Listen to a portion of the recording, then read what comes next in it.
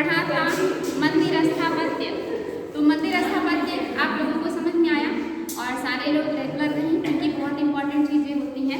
तो यहाँ और मैंने कल आप लोगों से कहा था कि सबको याद होना चाहिए, जितने क्वेश्चन में करूँगी सबका आंसर आना चाहिए। ग्रुप में सबको गया था, तो पढ़ना जितना जरूरी है उतना याद होना भी जरूरी है, उसे कहीं ज़्यादा याद होना जरूरी है, क्योंकि पढ़ना मतलब जब तक कोई रिजल्ट ना आए तो मज़ा नहीं आता। तो आज हम पढ़ेंगे इंडो इस्लामिक शैली। हमने इसके पहले बहुत सारी चीज़ें पढ़ी हैं और इंडो इस्लामिक शैली का विकास भारत में कब हुआ है। तो जो अरबियन जो है उनका जब आक्रमण भारत पर हुआ, तो जब वो यहाँ पर आए तो उन्होंने अपने साथ वो भी अपने एक कला लेकर के आए। हमारे यहाँ जो भवनें बनती थी वो जो हमारे यहाँ पौराणिक किताबों में लिखी हुई स्ट्रक्चर है या जैसी बातें की गई थी, ऐसे ही भवनें धार्मिक रूप से बनाई जाती थी जिसमें धार्मिकता का काफ़ी प्रभाव झलकता था। फिर जब इस्लामिक लोग यहाँ पे आए और यहाँ पे उन्होंने राज्य करना शुरू किया तो अपने साथ वो कलाकार को भी लेकर के आए, लेकिन बहुत कम लोग उनके साथ आ पाए। जैसे कहीं भी अगर कोई आक्रमण करता है तो मोस्टली राजा जाते हैं, उनके साथ सैनिक जाते हैं, लेकिन जो वहाँ का कला होता है वो उनके दिमाग में होता है, लेकिन उतने ज़्यादा जो बनाने वाले हैं वो तो वहाँ जा नहीं पाते। तो वहाँ से जो लोग आए और उन्होंने यहाँ पे शासन किया, तो शासन करने के बाद जब उनके पास एक साम्राज्य हुआ, उन्होंने सोचा कि हम भी भवन निर्माण करवाएंगे या स्थापत्य में कुछ चीज़ें निर्माण करवाएंगे। तो उन्होंने जब बनवाने की कोशिश की तो यहाँ के कलाकारों को या यहाँ के जो मिस्त्री हैं शिल्पकार हैं उनको उन्होंने जो है अपॉइंट किया। तो यहाँ के जो कलाकार हैं उन्होंने जो बनाया था वो तो भारतीय शैली की चीज़ों को बनाया था, लेकिन जो बाहर से आए थे उनके दिमाग में अपने वहाँ का डिज़ाइन था। तो ऐसे में उन्होंने अपने यहाँ का डिज़ाइन तो बताया, लेकिन लोगों ने जब बनाया तो उसमें भारतीय जो डिज़ाइन है वो भी हो गया और वहाँ की भी टेक्निक आ गई, यानी कि दोनों का मिक्सअप पाया जाने लगा।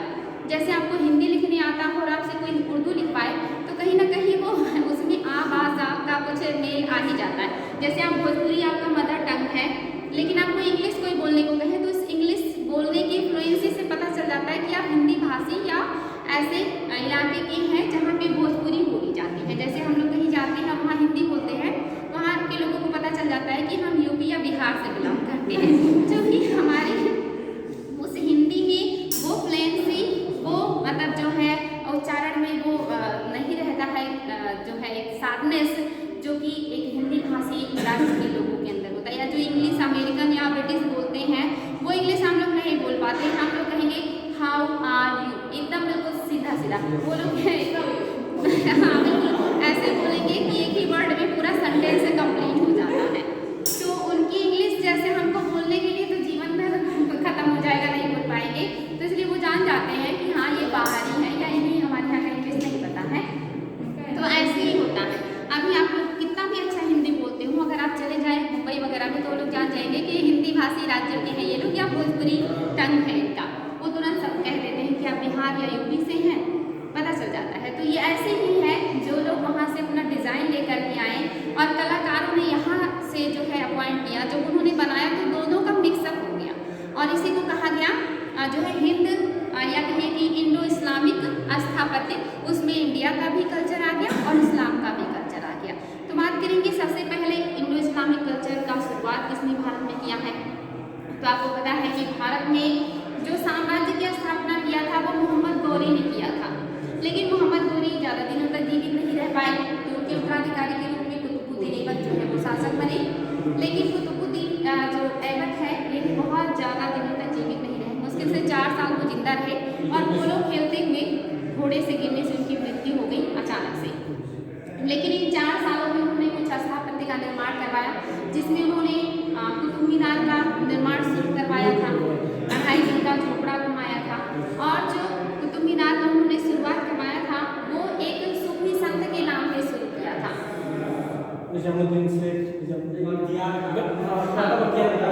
हाँ, बख्तियार काकी के नाम पे शुरू किया था उन्होंने, और जो है उन्हीं को जो है समर्पित करके ये कुतुब मीनार का शुरुआत कराया। लेकिन वो पूरा नहीं करा पाए, उसके पहले उनकी मृत्यु हो गई। तो उसको पूरा किसने करवाया? उसके बाद जो राजा बने इल्तुतमिश, उन्होंने कुतुब मीनार को पूरा करवाया। और ये कितनी मंजिला है? 5 मंजिला। हाँ, जो बिल्कुल इल्तुतमिश ने उसको पूरा कराया, लेकिन आगे चल करके उसमें आकाशीय बिजली गिरने की वजह से उसका 4था और 5वां मंजिला जो है वो नष्ट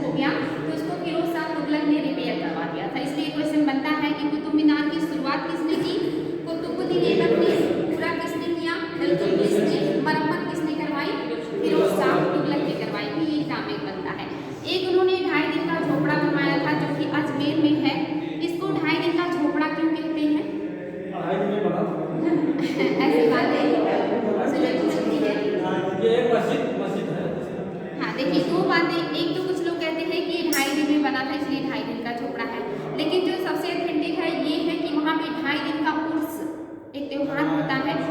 ये उर्स का त्योहार 2.5 दिन का चलता है, इसीलिए इसको 2.5 दिन का झोपड़ा के नाम से जानते हैं। हाँ, उर्स का मेला यहाँ पे होता है। हाँ, 2.5 दिन का होता है। और इसके अलावा एक और कुतुबुल इस्लाम मस्जिद भी कुतुबुद्दीन ऐबक ने बनवाया था। इसके बाद इनके उत्तराधिकारी जो थे इल्तुतमिश हुए थे। और ये बहुत इंटरेस्टिंग बात है कि जो गौरी थे इनके कोई उत्तराधिकारी नहीं था, इन्होंने गुलामों को ही अपना पुत्र घोषित किया था, जिसमें से ऐबक राजा बने। और ऐबक के जो गुलाम थे वो इल्तुतमिश थे, इसीलिए क्वेश्चन बनता है कि गुलामों का गुलाम किसे कहा जाता है? इल्तुतमिश, जो कि ये एक गुलाम के गुलाम थे। तो इल्तुतमिश जो है ये वास्तविक संस्थापक के रूप में आए, ये भी क्वेश्चन बनता है कि वास्तविक संस्थापक कौन है भारत में? तो ये इल्तुतमिश है। और इन्होंने अपनी राजधानी दिल्ली को बनाया था। इसके पहले जो कुतुबुद्दीन ऐबक थे इन्होंने अपनी राजधानी दिल्ली को नहीं बनाया, और इन्होंने अपने आप को राजा भी घोषित नहीं किया था। ये अपने आप को गौरी के उत्तराधिकारियों का ही एक तरह से कहिए कि कार्यकर्ता मानते थे, और ये लाहौर से शासन करते थे। इसीलिए क्वेश्चन बनता है कि लाहौर से शासन किसने किया? संपूर्ण इस्लामी धर्म का संस्थापक जो था वो महमूद गजनवी था। नहीं, महमूद गजनवी बिल्कुल नहीं। महमूद गजनवी तो संस्थापक थे नहीं, वो तो लुटेरे थे। नहीं, वो कभी साम्राज्य विस्तार के लिए भारत नहीं आए थे। वो तो सिर्फ धन लूटने आते थे और मंदिरों को लूटते थे और चले जाते थे। तो इसलिए एग्जाम में क्वेश्चन बनता है कि महमूद गजनवी भारत पर क्यों आक्रमण करते थे? तो अगर ऑप्शन में है कि धन के लिए, तो धन है, और अगर ऑप्शन में धन नहीं है तो इस्लाम का प्रचार मान लिया जाता है। हालांकि प्रचार पर उतना ध्यान नहीं दिया उन्होंने, ज़्यादातर जो मोटिव होता था मंदिरों को लूट करके संपत्ति इकट्ठा करना, और इसीलिए उन्होंने लगभग 17 बार आक्रमण किया था। और सबसे जो महत्वपूर्ण आक्रमण था सोमनाथ मंदिर का था, जो कि उनका जो है 1026 में हुआ आक्रमण था। 27 में उनका लास्ट आक्रमण था, और ये जाटों के विरुद्ध था। तो वो संस्थापक नहीं थे, क्योंकि उन्होंने यहाँ पे साम्राज्य विस्तार नहीं किया। गौरी ने यहाँ पे साम्राज्य विस्तार किया, लेकिन वो जल्दी ही उनकी हत्या कर दी गई, उनकी मृत्यु हो गई। तो कुतुबुद्दीन ऐबक राजा बने। उन्होंने गुलाम वंश की स्थापना तो की, लेकिन वो वास्तविक संस्थापक नहीं थे, क्योंकि उन्होंने अपने आप को शासक घोषित नहीं किया था। और उन्होंने अपनी राजधानी लाहौर को बनाई थी। उनको लाख बख्श की उपाधि दी गई थी, लाखों का दान करते थे। साथ ही उनको कुरान ख्वान भी कहा जाता था। हाँ, चंद्रमा, मतलब कुतुबुद्द का मतलब ही होता है चंद्रमा का, जो है एक तरीके से चंद्रमा जैसे सुंदर दिखने वाला। हाँ, उन्हें कुतुब खा कहा, उन्हें जो है कुरान खा कहा जाता था, क्योंकि वो कुरान को बहुत सुंदर वर्णों में पढ़ते थे, सुरीले शब्द। तो इनकी मृत्यु के बाद इल्तुतमिश राजा बने, और ये वास्तविक संस्थापक थे दिल्ली के। इन्होंने सिक्के ढलवाए, और इन्होंने एकता प्रणाली की शुरुआत की। इन्होंने एक अस्थायी सेना रखी, और इन्होंने अपने आप को दिल्ली का शासक बनना जो है स्थापित किया। इसके अलावा इन्होंने खलीफा से खिलत में होता है कीमती वस्त्र।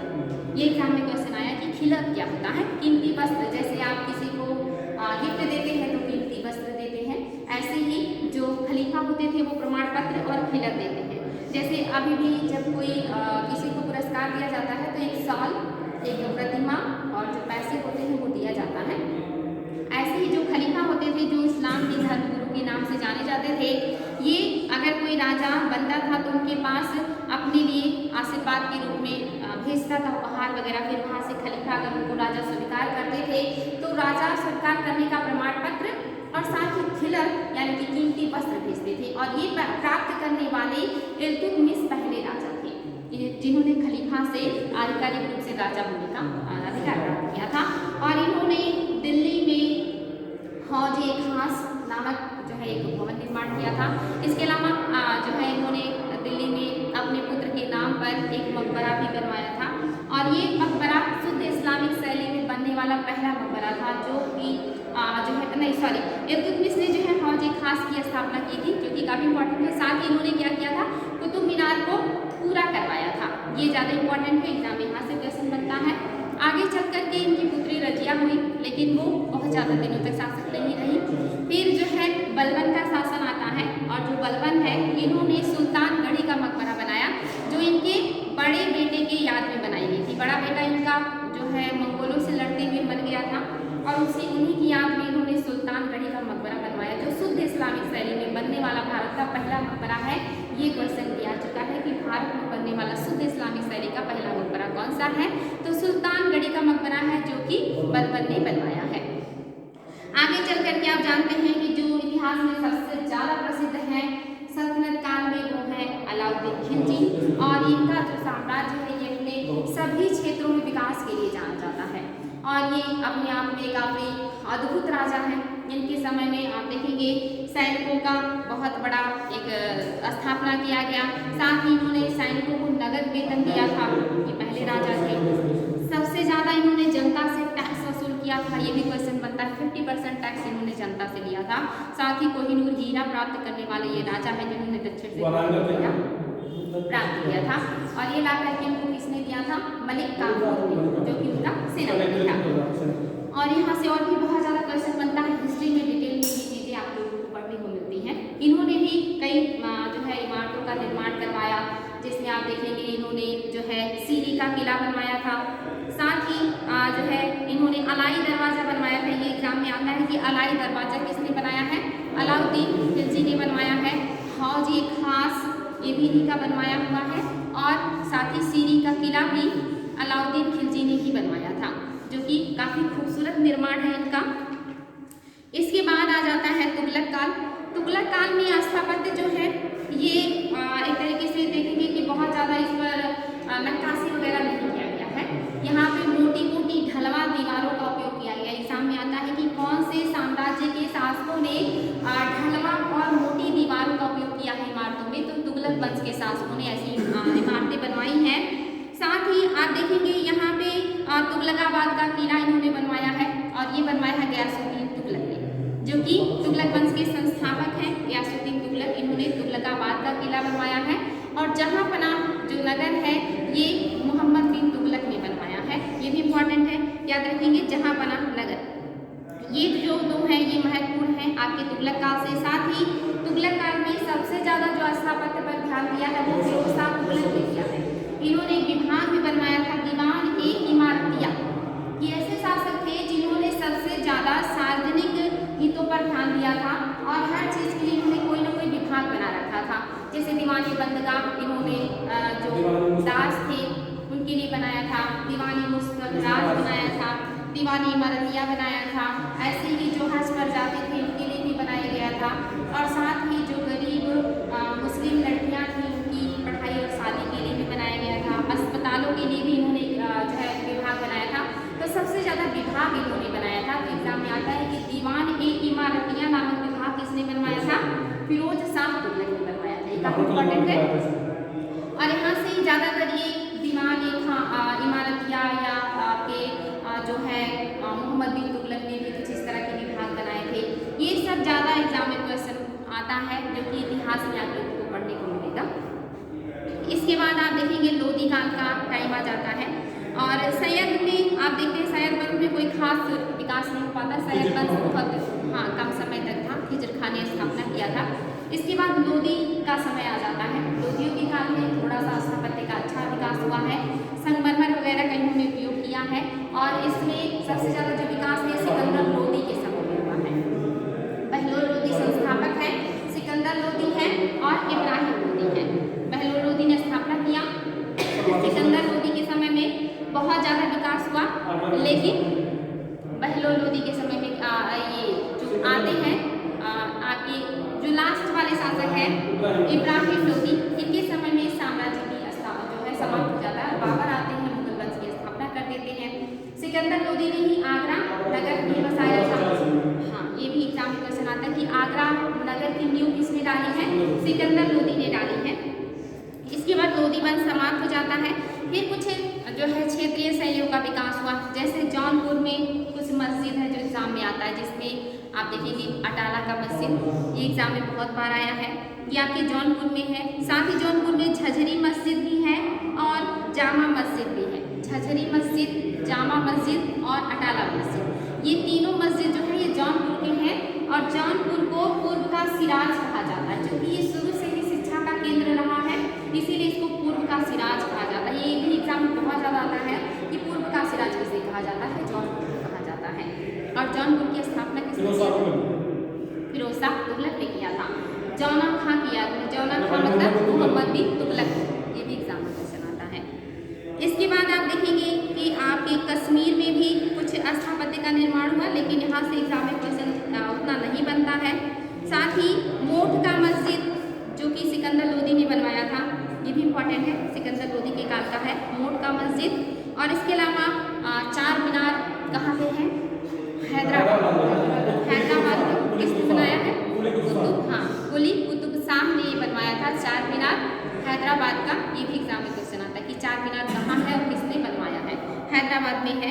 इसके अलावा बंगाल में भी कुछ स्थापत्य का विकास हुआ था, जिसमें अदीना मस्जिद है। और इसके अलावा यहाँ पे एक लाठी का मकबरा है और बड़ा सोना मस्जिद है, छोटा सोना मस्जिद है, कदम रसूल मस्जिद है। बड़ा सोना, छोटा सोना मस्जिद, कदम रसूल मस्जिद और साथ ही अदीना मस्जिद। ये अदीना मस्जिद जो है ये भी आपके बंगाल में, ये यहाँ से ये नहीं पूछता कि किसने बनवाया है।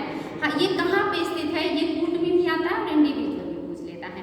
तो ये पता होना चाहिए कि आपकी अदीना मस्जिद जो है ये बंगाल में है।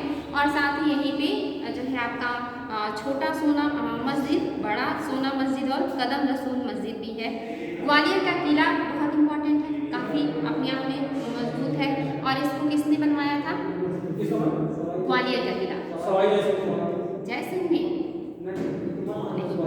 बताइए किसने बनवाया है? ये तोमर शासक है मान सिंह, तोमर शासक थे मान सिंह, इन्होंने ग्वालियर का किला बनवाया था। और ये काफ़ी वहाँ पे है, इसमें जो है तेली का मंदिर, राजा रानी का मंदिर, ये काफ़ी फेमस है। साथ ही इसी में तानसेन का मकबरा भी है और रानी लक्ष्मीबाई का मकबरा भी ग्वालियर में ही है। तो ये इम्पॉर्टेंट है, इसको याद रखेंगे, ये एग्जाम में आ चुका है। यहाँ पे गुजरी महल भी है, गुजरी महल ये काफ़ी इम्पॉर्टेंट है, गुजरी महल ये भी आया है। इसके बाद बात करेंगे जयपुर की। जयपुर की स्थापना किसने किया है? सवाई राजा जय सिंह ने किया है। इसको पिंक सिटी क्यों कहा जाता है?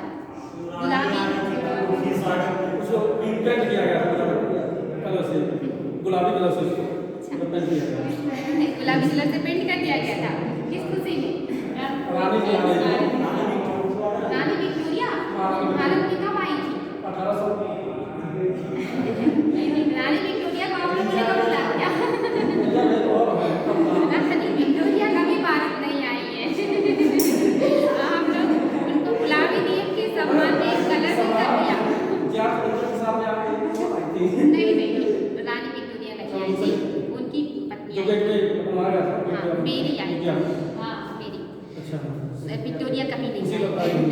और जो आपका बता दिए आपका जयपुर है, कलर नहीं किया गया ये पिंक कलर के पत्थरों से यहाँ पे ज़्यादातर जो भवन है वो बनाए गए हैं। जो वहाँ के किले हैं, जो भवन है वो पिंक कलर के पत्थरों से बने हैं। जैसे लाल बलुआ पत्थर होता है, जैसे श्वेत संगमरमर होता है, ऐसे पिंक कलर के पत्थरों से बना है, इसीलिए उसको पिंक सिटी कहते हैं। ठीक है, आप लोग तो ऐसा बनाते हो, इतिहास ही भटक देते हो।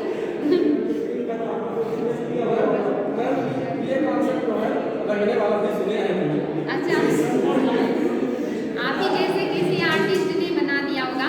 फिलहाल तो सच ये है कि ये पिंक कलर के पत्थरों की वजह से। हाँ बिल्कुल, पढ़ा हुआ तभी इतना कॉन्फिडेंस से बता रहे कोई बात नहीं है। सवाई राजा जय सिंह ने जो है 5 जगह पे वेधशालाएं बनवाई थी। वेधशाला जानते हैं? जंतर मंतर जिसको कहते हैं, जहाँ से हम नक्षत्रों को ज्ञान करते हैं। ये बहुत ज़्यादा एग्जाम में आता है। आप हमें बताएंगे कि ये 5 इनकी वेधशालाएं किन किन शहरों में है? दिल्ली में है, जयपुर में है, राजस्थान मथुरा में है, एक वाराणसी में है।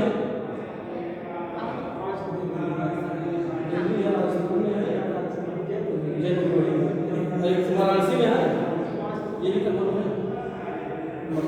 हाँ, एक जयपुर में है और एक दिल्ली में है, एक आपका उज्जैन में है और एक वाराणसी में है और एक, तो ये आपकी 5 जगह पे है। ये एग्जाम में आता है, इसको याद रखिए।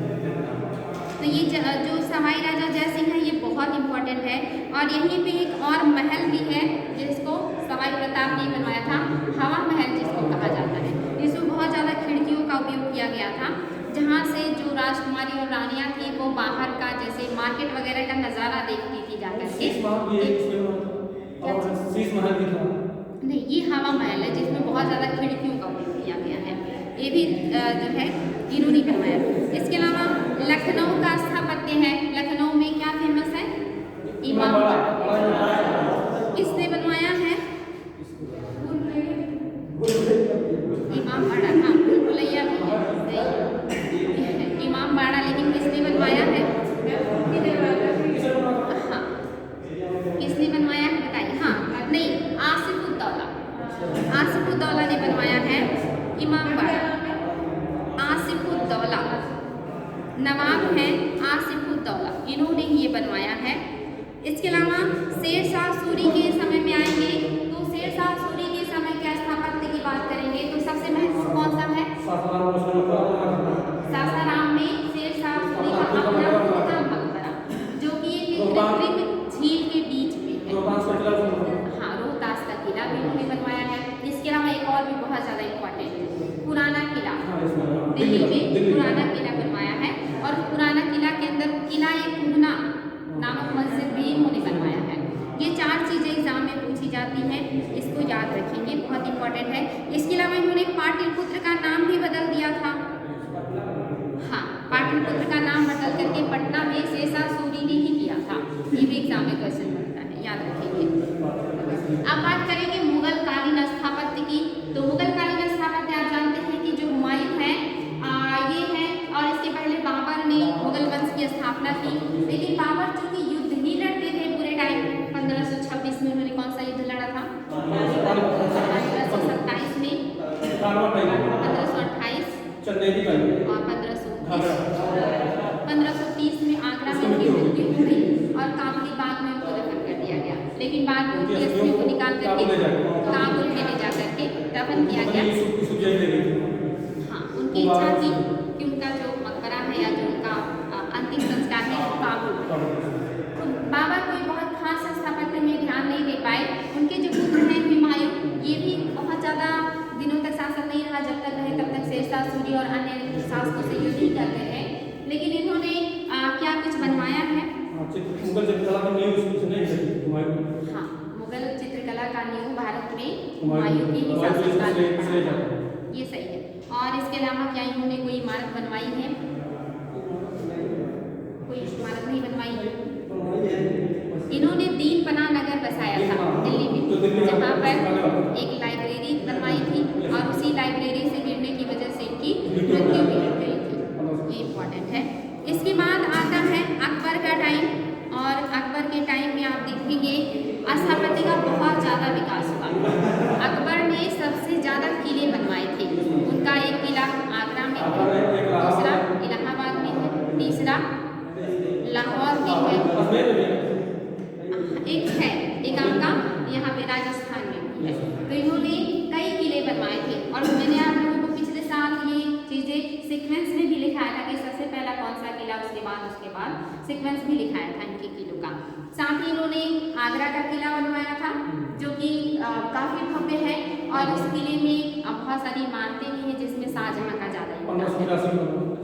इसके अलावा इन्होंने एक नया नगर बनाया था या फतेहपुर सीकरी, और फतेहपुर सीकरी में इनके ज़्यादातर स्थापत्य हैं, जहाँ पर जो है गुजरात विजय के उपलक्ष्य में इन्होंने बुलंद दरवाजा बनवाया। साथ ही इन्होंने जोधाबाई का महल बनवाया है जो हिंदू जो है कलाकृतियों से प्रभावित है। साथ ही यहाँ पे पंचमहल है, यहाँ पे जो है बीरबल का महल है, ऐसे इन्होंने यहाँ पे मरियम का महल भी बनवाया है। साथ ही एक सुल्तान है जो विदेशी, उनके लिए भी इन्होंने यहाँ पर स्मारक बनवाया है। तो जो आपका फतेहपुर सीकरी है बहुत ही खूबसूरत भवनों का निर्माण यहाँ पे अकबर ने करवाया है और यहाँ पे उन्होंने सभी धर्मों का कलाकृतियाँ यहाँ पे देखने को मिलती है, यानी कि एक भवन अलग अलग धर्मों के उस पर जो है निर्भर है। जैसे जो जोधाबाई है इनके लिए जो महल बना है इस पर हिंदू धर्म का छाप बहुत ज़्यादा है, जगह जगह ताखे, जगह जगह भगवान की मूर्तियाँ, तुलसी का चौरा, ऐसी चीज़ें बनाई गई थी क्योंकि वो हिंदू राजकुमारी थी। फिर मरियम का जो है इस पर जो है ईसाई धर्म का जो गोथिक शैली है उसका प्रभाव देखने को मिलता है। जो पंचमहल है वो बौद्ध धर्म से प्रभावित है। इसके अलावा जो बीरबल का महल है ये भी काफ़ी खूबसूरत है। बुलंद दरवाजा उस समय का सबसे ऊंचा दरवाजा था जो उन्होंने गुजरात विजय के उपलक्ष्य में बनाए थे। ये सारी चीज़ें मैंने इतिहास में बहुत डिटेल मतलब जो है बताया है, जो कि अकबर के समय की अपने आप में काफ़ी अद्भुत है। अगर शाहजहां ने ताजमहल और दिल्ली का लाल किला ना बनवाया होता तो स्थापत्य का स्वर्णकाल अकबर के काल को ही कहा जाता, क्योंकि उन्होंने बहुत ज़्यादा बनवाया था। उस समय मुगल साम्राज्य का स्वर्णकाल अकबर को ही कहा जाता है। हाँ, ये तो सही है, क्योंकि अकबर के समय में ही हर क्षेत्र में विकास हुआ। इनके समय में कोई पर्टिकुलर एक क्षेत्र में विकास नहीं हुआ, साम्राज्य विस्तार भी हुआ, आर्थिक रूप से समृद्ध हुए, राजनीतिक रूप से इनका प्रभाव सबके ऊपर बहुत सकारात्मक रहा। साथ ही स्थापत्य का विकास, चित्रकला का विकास, साहित्य का विकास, सबसे ज़्यादा सभी धर्मों की ग्रंथों का अनुवाद अकबर ने करवाया था, उसके लिए एक विभाग बनाया था उन्होंने। इसीलिए इनके काल को मुगल काल का स्वर्णकाल कहा जाता है कि मुगलों का स्वर्णकाल अकबर का काल था। लेकिन मुगल जो है चित्रकला का स्वर्णकाल जब बात करेंगे तो जहांगीर का कहा जाता है। जहांगीर ने सबसे ज़्यादा चित्रकला पर काम किया था और इनके दरबार में सबसे ज़्यादा चित्रकार थे, वो भी चित्रकला में पढ़ाएंगे। फिर बात करते हैं स्थापत्य का स्वर्णकाल कहा जाता है शाहजहां के काल को, और शाहजहां के काल को स्वर्णकाल का दर्जा दो इमारतों की वजह से मिला। सबसे मेन उसमें ताजमहल है। ताजमहल ही उनकी कीर्ति को सबसे ज़्यादा बढ़ाता है, जो कि 7वां अजूबा है विश्व का।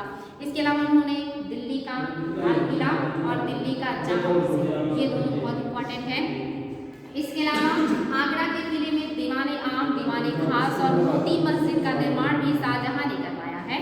लेकिन दिल्ली के जो किला है उसमें जो मोती मस्जिद है वो औरंगजेब ने करवाया है, इसीलिए ये एग्जाम में बहुत ज़्यादा आता है। जितना ज़्यादा विकास शाहजहां के काल में हुआ उतनी ही तेजी से पतन स्थापत्य का फिर औरंगजेब के काल में शुरू हो गया। और यहाँ पे आप देखेंगे उन्होंने बहुत ज़्यादा स्थापत्य पे ध्यान नहीं दिया। उन्हें लगता था कि ये फिजूल खर्ची है, लेकिन अपनी पत्नी के कहने पे या उनकी खुशी के लिए उनके लिए उन्होंने एक मकबरा बनवाया था। कहाँ पे है ये? औरंगजेब ने अपनी पत्नी राबिया उद दौरानी के लिए एक मकबरा बनवाया था, जो कि इसको और भी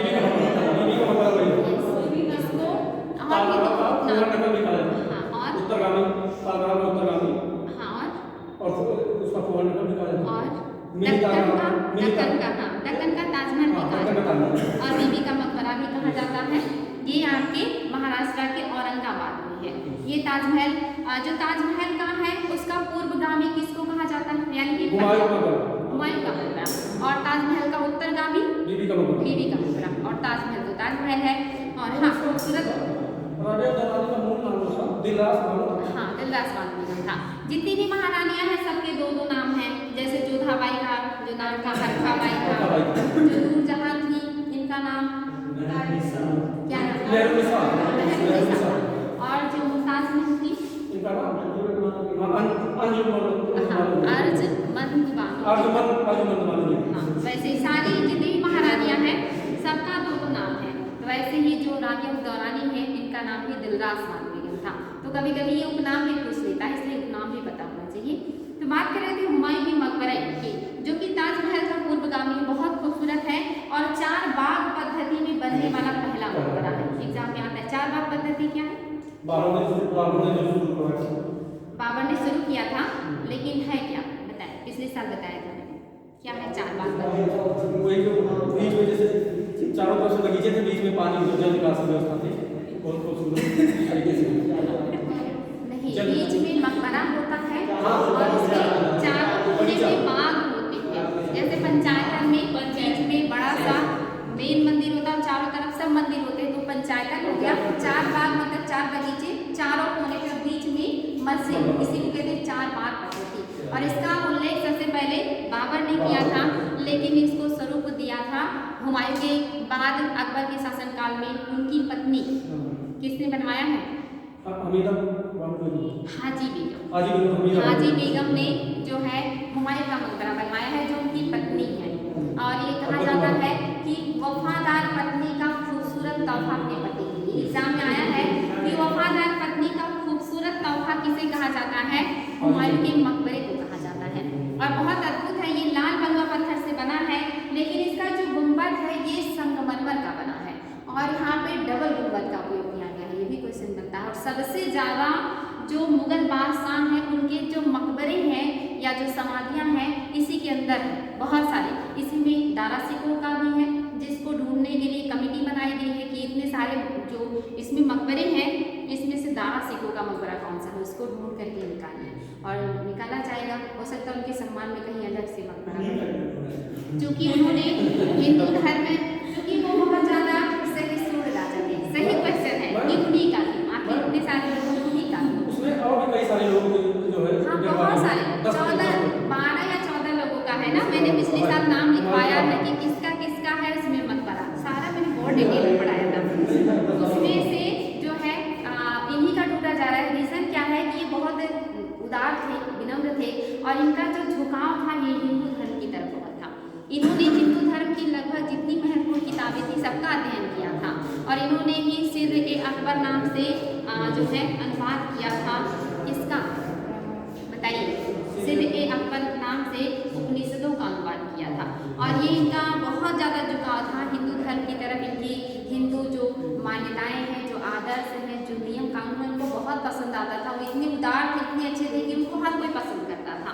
और उतने ही जो औरंगजेब थे वो कट्टर थे, वो थे और उनसे सारे लोग उतना ही कम पसंद करते थे। लेकिन चूँकि बाद में दिमाग लगा करके वो भी राजा बने।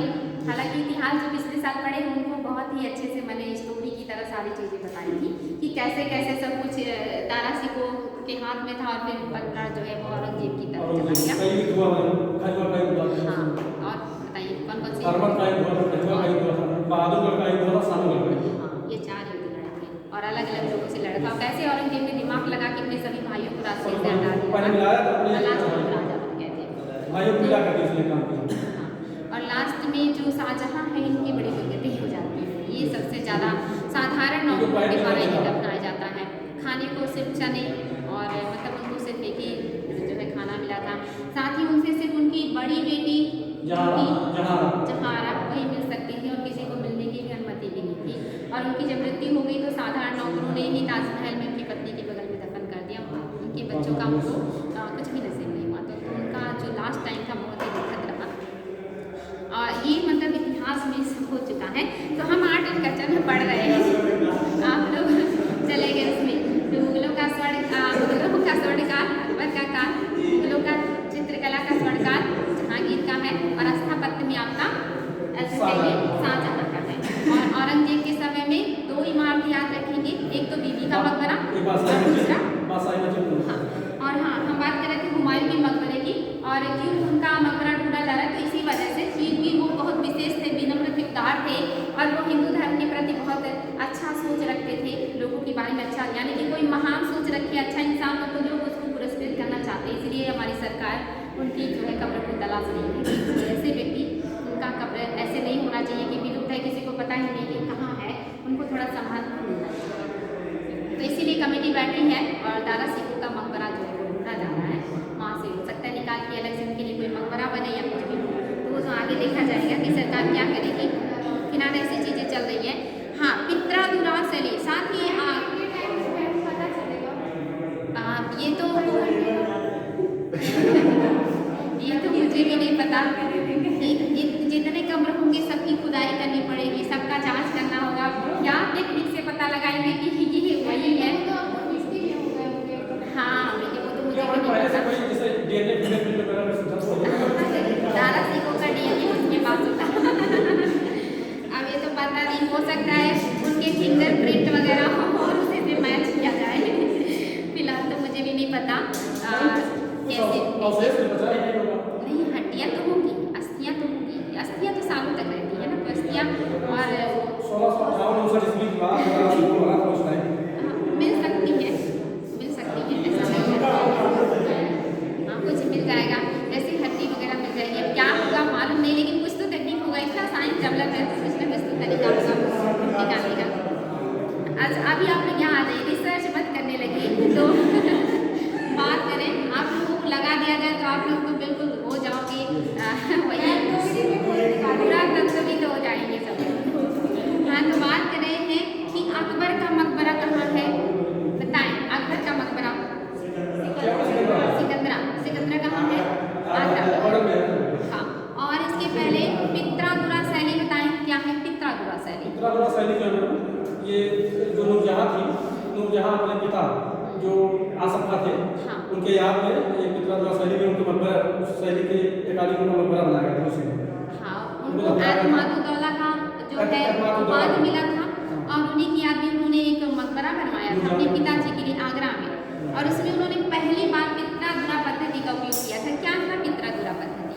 अपने पिता के याद में उसको पिता की याद की वजह से पितरादुरा शैली हो गया था। पितरादुरा शैली पिछले साल में बताया था।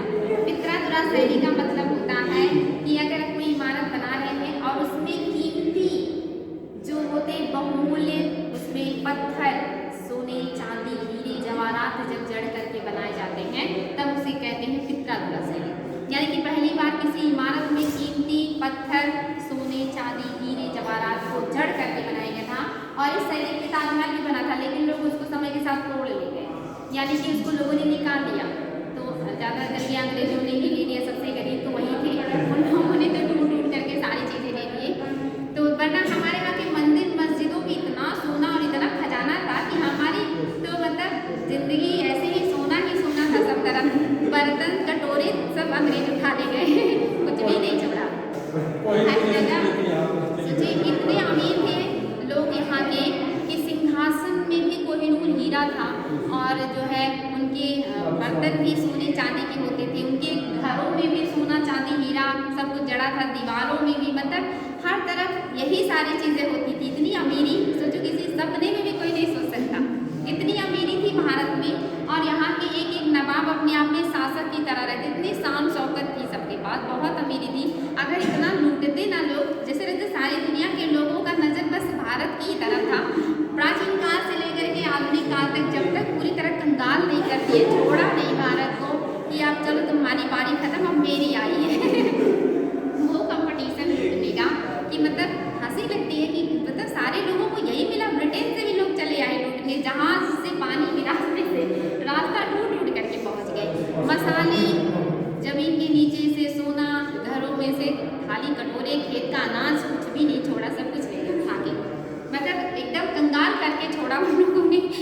हंसी लगती है, इतनी दुर्दशा शायद ही किसी की हुई हो। इतने लंबे समय तक लोगों ने बुरी तरह लुटा, वरना भारतीय मतलब सोने चांदी से लदे रहते हैं और ऐसे बहुत शान से घूमते हैं।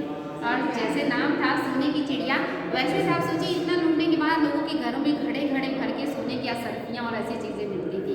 इतना ज़्यादा मतलब आप सोचो अंग्रेजों ने तो बहुत ज़्यादा बुरा हाल किया, अन्यथा ऐसे लोग लूटते रहते सदियों तक, तब भी हम लोगों की सेहत पे कोई खास असर नहीं पड़ता। लेकिन अंग्रेज यहाँ पे रह के फुर्सत से उन्होंने हर चीज़ को खंगारा।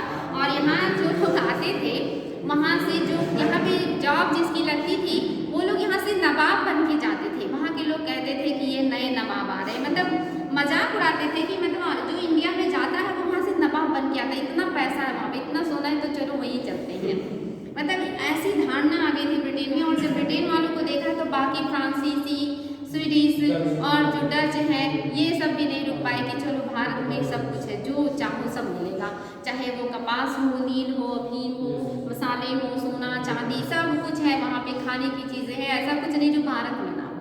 तो यहाँ से मतलब नए नए रास्ते ढूंढ करके लोग पहुँचे हैं। तो भारत तो भारत ही है एकदम।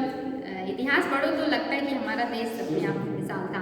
तो पितरादुरा शैली की शुरुआत नूरजहाँ ने किया, और पहली जो इमारत थी इनके पिता के नाम पे बना था एतमादुद्दौला का मकबरा, और ये आगरा में है। तो पितरादुरा शैली याद रखिए, एग्जाम में ये आता है। और साथ ही नूरजहाँ का मकबरा कहाँ है बताइए? हाँ बताइए। हाँ, लाहौर में उनको निर्वासित कर दिया था। जो शाहजहाँ है वहीं उनकी मृत्यु हुई थी, और वहीं पे जो है जहांगीर के मकबरे के पास उनकी मकबरा बना दिया गया। तो बात करेंगे बाबर का मकबरा कहाँ है वर्तमान में? काबुल में। हुमायूं का मकबरा दिल्ली में, अभी बात हुआ है 4 बाग पद्धति में बनने वाला। और बात करेंगे अकबर का मकबरा आगरा में है, और उनके पुत्र जहांगीर का लाहौर में है, और वही नूरजहाँ का है, और शाहजहाँ का आगरा, वही ताजमहल में ही पति पत्नी दोनों लोगों का है। और औरंगजेब का मकबरा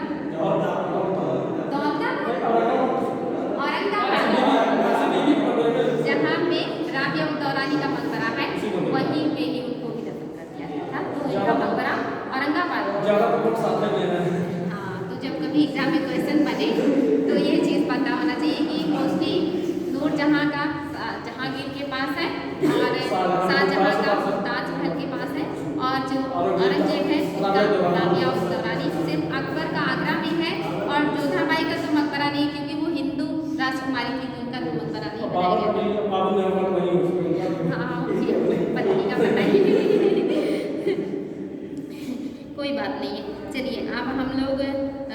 क्वेश्चन को देख लेते हैं।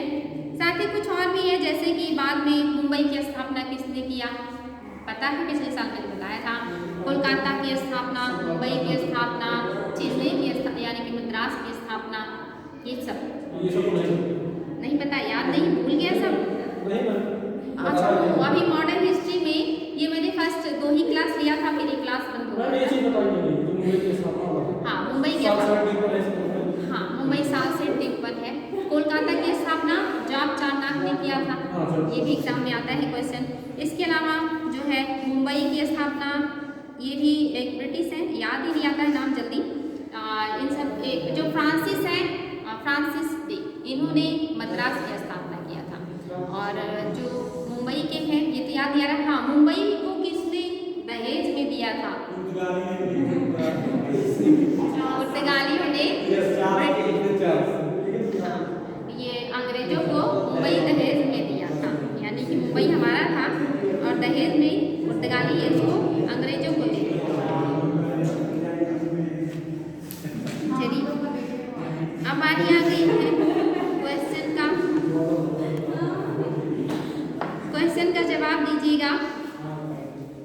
क्वेश्चन है, सुकनासिका तथा पंचायतन निम्नलिखित में से क्या है? पंचायतन को भी सुकनासिका भी कहा जाता है, याद रखिए। ऑप्शन है, सिंधु घाटी सभ्यता कालीन विनिमयकारी व्यवस्था है पंचायतन। दूसरा है, चंदेल शासकों की स्थापत्य शैली की एक विशेषता है पंचायतन। तीसरा है, स्तूप निर्माण का एक आकर्षक भाग है पंचायतन। और चौथा है, मंदिर स्थापत्य संरचना में अच्छा पढ़े नहीं है। हाँ, आपने पंचायत शैली क्या है? निर्माण, मंदिर निर्माण की एक कला है जिसमें मंदिर के भिन्न भिन्न अंग बनाए जाते हैं, यानी कि एक मेन मंदिर, उसके 4 और अंग बनाए जाते हैं, यही पंचायत है। नेक्स्ट क्वेश्चन है, सिंधु घाटी सभ्यता के लोगों का सही चित्रण करता है। कौन सी चीजें हैं जो सिंधु घाटी सभ्यता के बारे में सही बात बताती हैं? पहला है, उनके विशाल महल व मंदिर होते थे। सिंधु घाटी सभ्यता में मंदिर का कोई साक्ष्य नहीं मिला है।